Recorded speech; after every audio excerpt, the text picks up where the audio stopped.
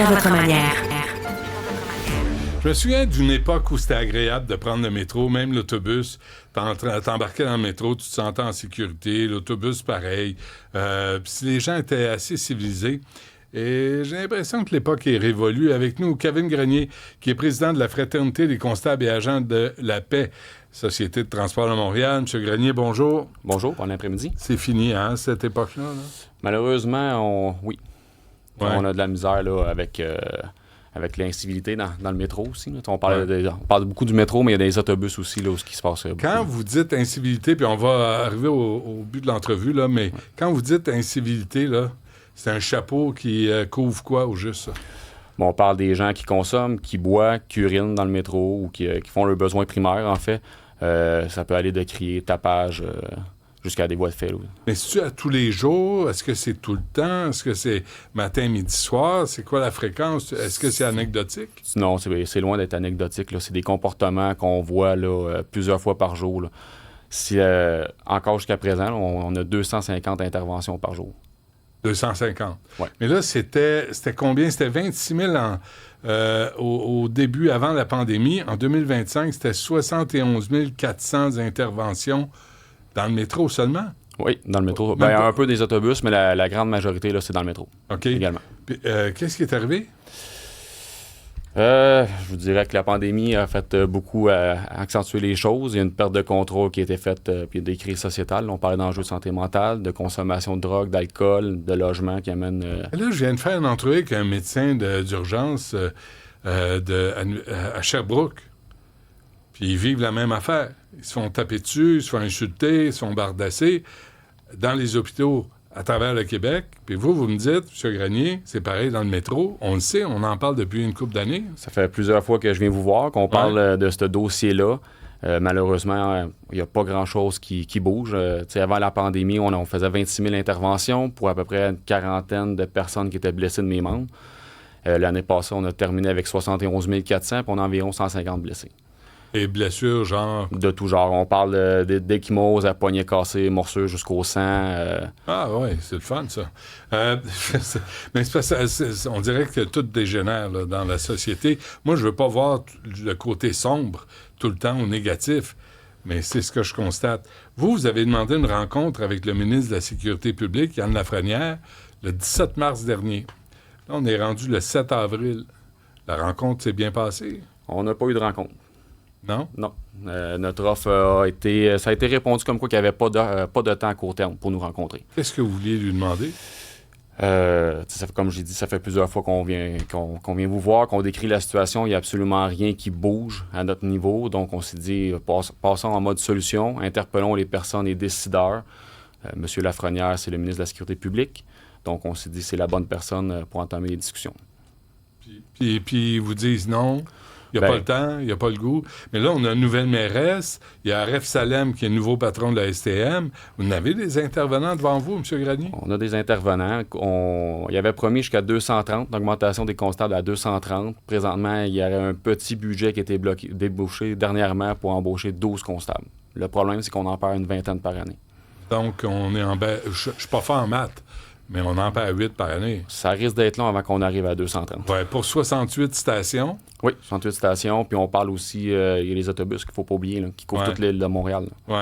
Puis chaque station a 2-3 entrées. La plupart ont 2-3 entrées. Quoique, depuis le 30 mars, on va être rendu à plus de 16 stations qui sont cloisonnées. Qu'ils placardent avec des plywood, justement, pour restreindre l'accès, pour essayer de diminuer les incivilités. Avec des plywood. Oui, ou des grillages, mais tant qu'à moi, ça fait juste déplacer le problème. Oui. Ou ils font juste être devant le plywood, tout simplement. Puis il y a 6 édicules là, qui sont fermés, là, minimalement. Là. Mais qu'est-ce que ça vous dit? Ça veut dire qu'il n'y a pas de plan de match, on sait pas comment... Approchez-vous du micro. Ouais. On ne sait pas comment s'y prendre. Là. Bien, clairement pas. C'est des solutions plaster, comme on appelle, nous, parce que à court terme, c'est parfait. Ça déplace le problème, mais ça règle rien. Vendredi dernier, ma collègue Isabelle Perron recevait Maude Morissette, une humoriste là, qui a subi du harcèlement dans le métro. Le gars, la fixait, a couru après, tout ça. Là, il n'y a personne pour l'aider. Puis c'est juste un exemple. J'ai une vidéo, je vais vous montrer, M. Grenier. Je vous la présente. J'ai trouvé ça presque par hasard sur X. Tu peux mettre les écouteurs, juste voir comment c'est agréable, c'est harmonieux. Ça, c'est dans le métro de Montréal, là. Les gens se pognent de...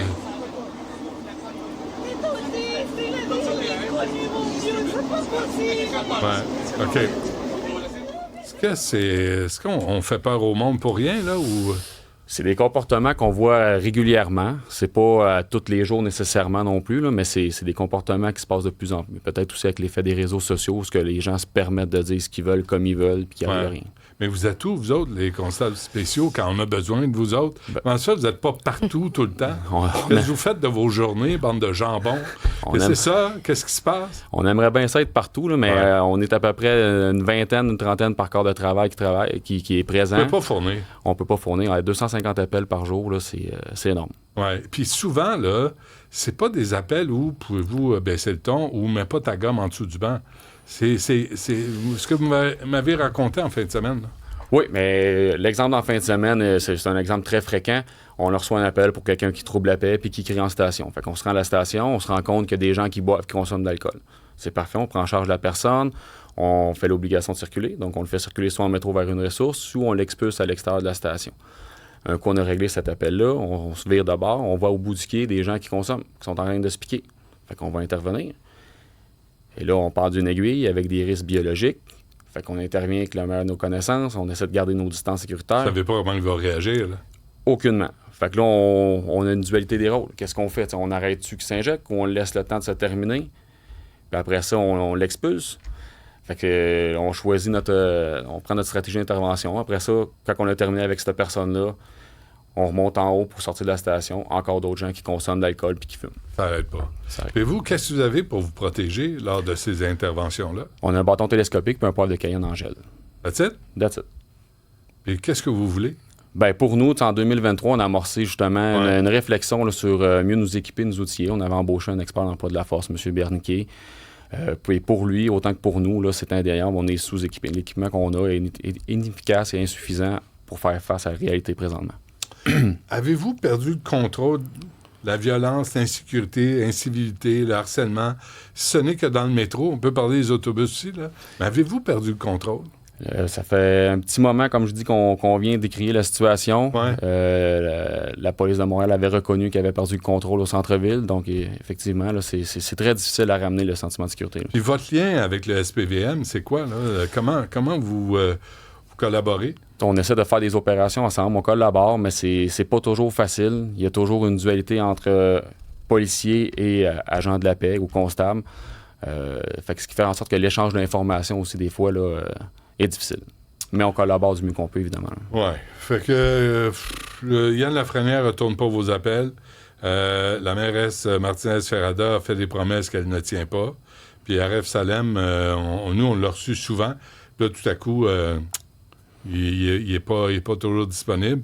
Puis avez-vous parlé à Fadi Daguerre? Lui, il est censé être le chef de la police. On n'a pas parlé à M. Daguerre. Évidemment, lui aussi, il a ses enjeux avec ses corps de police, avec son corps de police. Oui.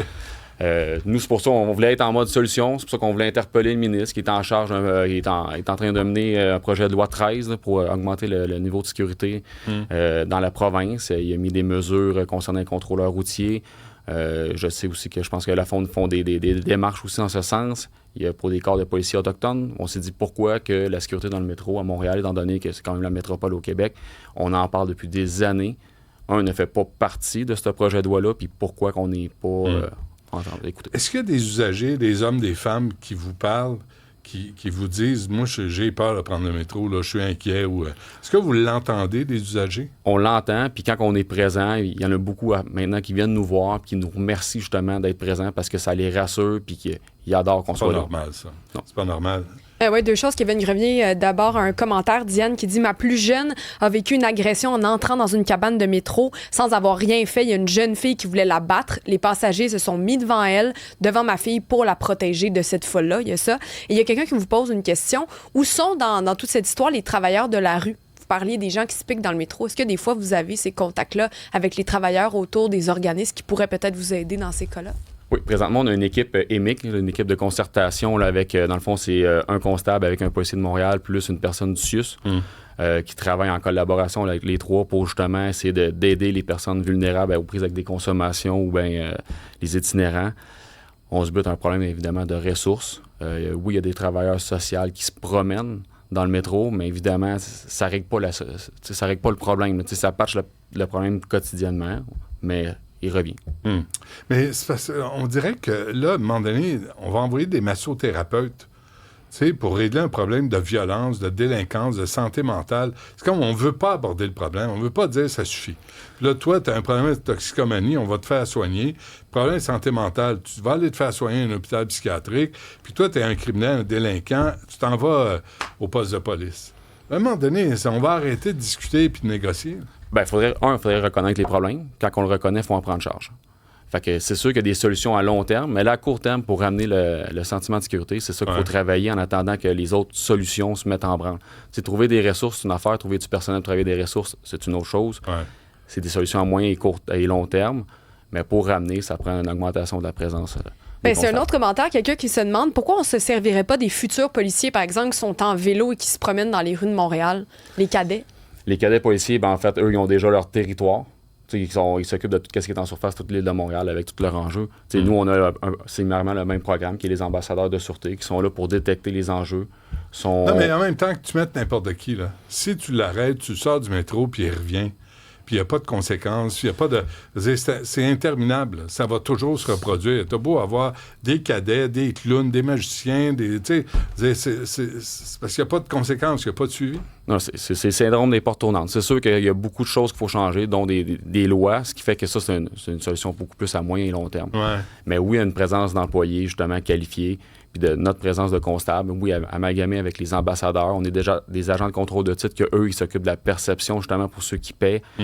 Mais tu sais, ces trois quarts de métier-là, on est tous ensemble sur les mêmes ondes radio qu'on peut intervenir plus vite. Moi, je comprends pas, là. Il me semble un petit meeting, M. Lafrenière, Mme Martinez-Ferrada, M. Salem, qui est le boss de STM, M. Fadi Daguerre, qui est le boss du SPVM, vous, à la même table, là, dire, là, on va régler le problème.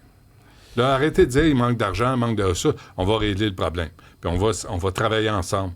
On dirait que chacun travaille de son bord, puis il n'y a rien qui se règle. C'est ça. C'est du travail en silo. C'est pour ça qu'on voulait interpeller M. Lafrenière pour justement le rencontrer, commencer un début de discussion, puis essayer d'y amener des solutions. Il y a de l'argent sur la table qui sont donnés à des organismes. Là. Je pense que la Ville de Montréal a 40 millions, je pense, pour l'itinérance présentement. Donc, ça peut amener des investissements. Mais tu sais, t'as beau mettre 100 millions, là. Je pense pas l'enjeu que ce est soit plus gros que l'argent. Oui, c'est ça. Kevin Grenier, président de la Fraternité des constables et agents de la paix au STM. Bonne chance. Merci. Puis tenez-nous au courant si jamais il y a quelque chose qui se passe. Ça pourrait être sympathique. Mais là, il faut rassurer les gens qui prennent le métro. Il faut que ça bouge. Puis effectivement, on est là tous les jours. Comme je disais, on fait 250 appels, interventions par jour. Les gars et les filles qui travaillent font un travail incroyable. J'ai encore constaté hier quand je travaillais.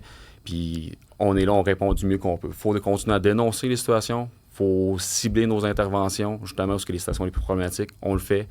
Mais il faut juste continuer, il ne faut pas lâcher. Faut perdre espoir. Lâchez pas, saluez tous vos collègues. Évidemment, j'ai traite de jambon, mais j'espère que vous comprenez que c'était ironique. Là, c'était comme, on ne peut pas vous demander, au nombre où vous êtes, avec le nombre de plaintes qu'il y a, multiplié par le nombre de stations, puis par la fréquence des événements qui se reproduisent sans arrêt, on peut pas vous demander l'impossible. Non, puis c'est quand même 1 million de déplacements par jour qu'on assure. Parfait. Alors, je sais pas. Merci, M. Grenier. Merci.